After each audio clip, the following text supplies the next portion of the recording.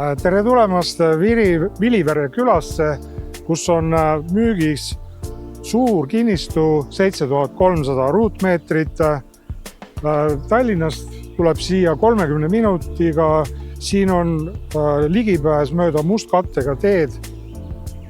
Hiljuti sai pandud siia majasse sisse tsentraalne vesi, kanalisatsioon, samuti valguskaabel, et oleks kiire internet.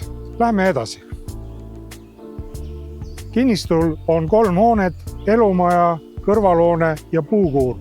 Samuti on olemas sahtkaev, millest saab võtta kastmisvett. Muidugi on vesi tsentraalne.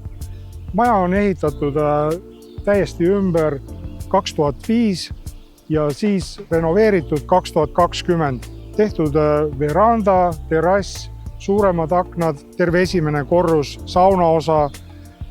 Praegust on veel vormistamisel, aga varsti valmis kasutusluba.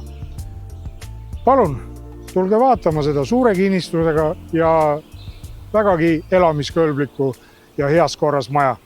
Palun helistage Margus 505 4636.